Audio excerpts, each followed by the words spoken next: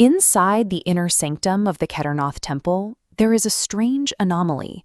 Instead of the smooth, cylindrical stone typical of most shrines, millions of pilgrims bow before a raw, uncarved conical hump of rock. Understanding why this stone looks so different requires looking at the devastating aftermath of the Kurukshetra War, a conflict that left 18 days of slaughter and roughly 4 million dead in its wake. The victorious Pandavas stood at the edge of that field completely hollowed out. They had won the empire, but they had also killed their own grandfathers, their cousins, and the teachers who first taught them how to hold a bow. They were crushed by two specific, unforgivable sins: Gotrahata, the killing of kin, and Brahhatya, the killing of a teacher. These weren't just crimes. They were spiritual weights that no earthly victory could ever lift. Realizing that no ritual or wealth could cleanse them, the five brothers and their queen abandoned their throne. They dressed in simple cloth and walked out of the palace to find the only god capable of granting them absolution. Their first stop was Varanasi, the city on the Ganges known as Kashi. This is Shiva's own territory, the absolute first place you go to seek the god of destruction and mercy. But they were met with a shocking silence. Shiva was so disgusted by the deceit and blood of the war that he abandoned his own city, turning his back on the brothers to avoid giving them his audience. The Pandavas followed a faint spiritual pull northward, leaving civilization behind. They climbed higher into the freezing, thinning air of the Himalayas, where the trees disappear and the mountains become spirits. Eventually, they reached a place that would one day be named Gupta Kashi, or Hidden Kashi. Shiva was here, in this valley, somewhere just out of sight. The ultimate judge of the universe had actively chosen to deny them closure. Shiva's evasion tactic was brilliantly simple. He shapeshifted into the form of Nandi, the white bull, and walked down into a meadow to mingle with a vast herd of ordinary mountain cattle. The Pandavas arrived to find hundreds of animals grazing in the mist. They faced an impossible dilemma.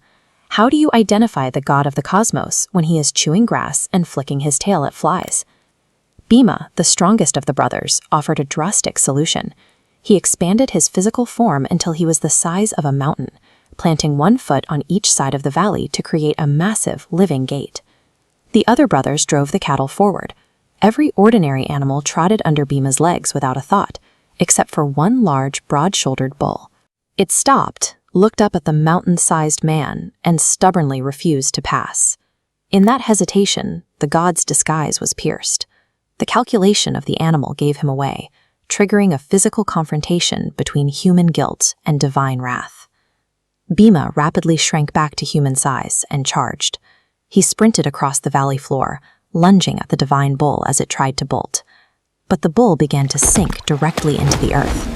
It wasn't falling into a hole. The solid ground was parting like water, pulling the god down before the brothers could reach him.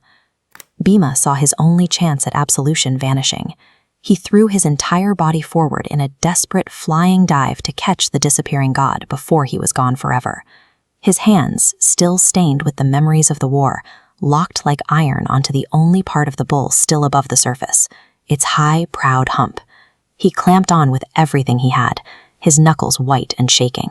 Bheema was quite literally gripping onto their final, slipping hope for redemption. Underground, the god felt those stubborn, broken hands. He felt the raw grief and the trembling desperation behind them, and Shiva finally stopped sinking. He rose from the earth as himself, with his ash-colored skin and his matted hair. He stood before the brothers and the queen, and one by one he placed his hand on their heads and forgave them. He left behind a permanent record of that mercy. The hump that Bheema gripped was petrified into the exact stone idol that pilgrims touch in the Kedarnath Temple today. The bull's body erupted across the mountains to form the 5 Panch Kedar shrines. Its head appeared further north in Nepal, worshipped as Pashupatinath. This divine forgiveness fractured the Himalayas' geography, mapping a path of absolution spanning 2 modern nations.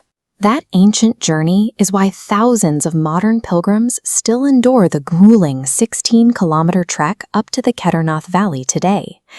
They walk that path carrying their own unspeakable regrets and personal weights, seeking the exact same release the Pandavas found on the mountain. The hump at Kedarnath stands as a monument to a profound idea that even when we carry unforgivable burdens, there is a place where the divine stops running, turns around, and offers grace.